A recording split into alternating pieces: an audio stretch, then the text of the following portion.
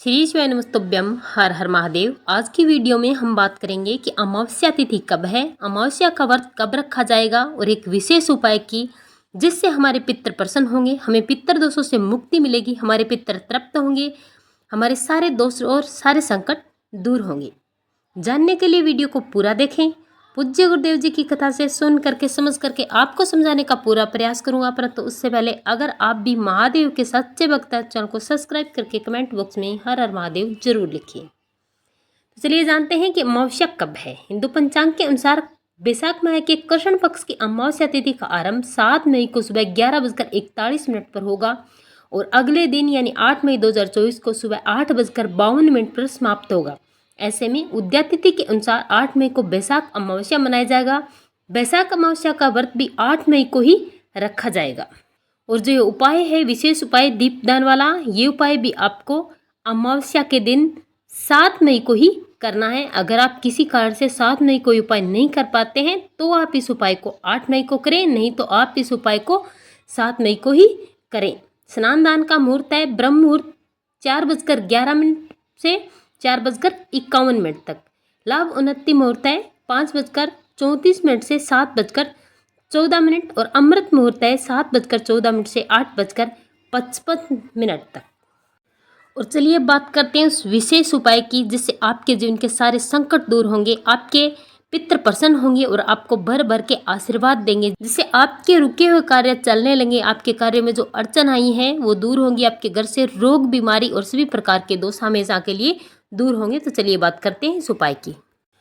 पूज्य गुरु जी कहते हैं कि अपने पितृ दोषों को पितृ आशीर्वाद में बदलने के लिए आपको ये खास उपाय जरूर करना चाहिए, जिससे आपके दोष हमेशा हमेशा के लिए दूर हो जाएं।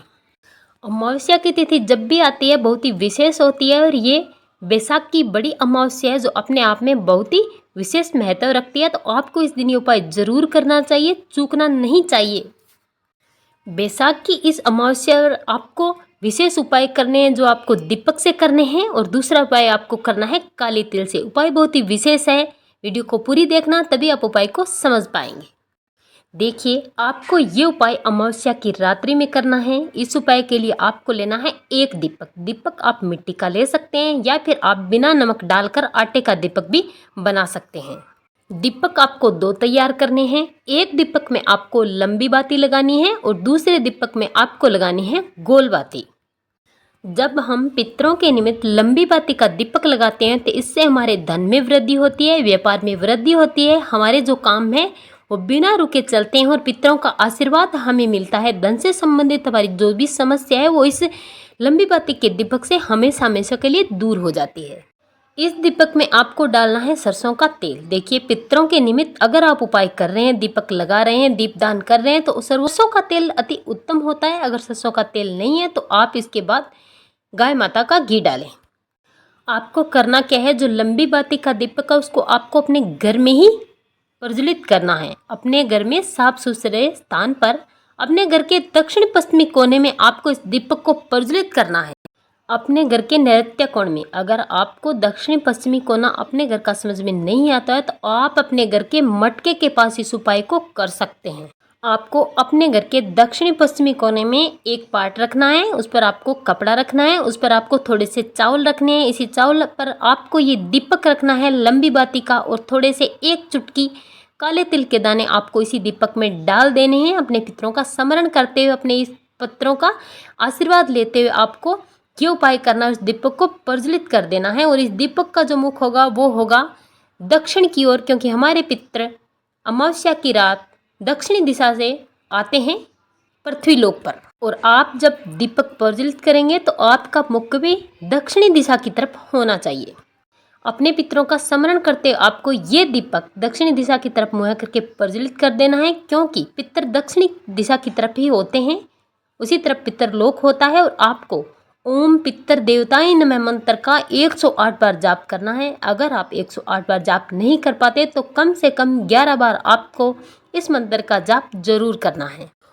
और यहीं पर आपको हाथ जोड़कर अपने पितरों से क्षमा याचना करनी है। आपको अपने पितरों से क्षमा मांगनी है कि हमने किसी भी विशेष कार्य में अगर आपको याद नहीं किया, अगर आपके प्रति हमने कोई उपाय या दान नहीं किया, तो आप हमें माफ़ कर दीजिए और अपना आशीर्वाद हमें दीजिए। ऐसा करने से आपके पितर खुश होकर आपको आशीर्वाद देकर जाएंगे।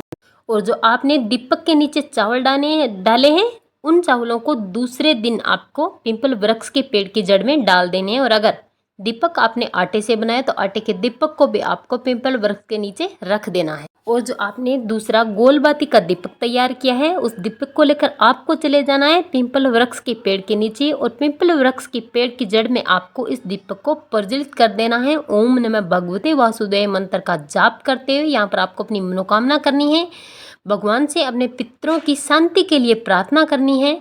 और इस दीपक में भी आपको एक चुटकी काले तिल के दाने डाल देने हैं। पूज्य गुरु जी कहते हैं कि अमावस्या के दिन अगर आप इन 2 जगह पर दीपक का दान करते हैं तो आपके पितर आपको आशीर्वाद देकर जाएंगे, चाहे आपने कभी उनके प्रति कोई भी उपाय या कार्य किया हो या ना किया हो, कोई दान या कोई तर्पण नहीं भी किया, तो मात्र इस 2 दीपक से आपके पितर प्रसन्न होंगे और आपको भर भर के आशीर्वाद देकर जाएंगे। तो आप इस उपाय को जरूर करें, चूकना मत। और चलिए अब बात करते हैं दूसरे उपाय की। इस उपाय के लिए आपको एक दीपक तैयार करना है गाय माता का घी का, और एक चुटकी काले तिल आपको लेने हैं और लेकर पहुंच जाना है पिंपल वृक्ष के पेड़ के नीचे। और पिंपल वृक्ष की पेड़ की जड़ में आपको माता पार्वती और भगवान शंकर का, पिंपलेश्वर महादेव का स्मरण करते हुए आपको इस दीपक को प्रज्वलित कर देना है। प्रज्वलित करके आपको अपनी मनोकामना करते हुए एक चुटकी काले तिल के दाने आपको इसी दीपक में डाल देने, और यहीं पर बैठकर आपको ओम नमः भगवते वासुदेव मंत्र का जाप करना है। पिंपलेश्वर महादेव का जितना हो सके उतना स्मरण कीजिए। अगर आप ये उपाय करते हैं तो आपके जीवन में धन की कभी कोई कमी नहीं होगी, और जो भी आपके जीवन में दोष होंगे, आप पर जो ग्रहण लग चुका है, वो बहुत ही जल्द दूर होगा, और महादेव की कृपा आप पर हमेशा बनी रहेगी। हर हर महादेव।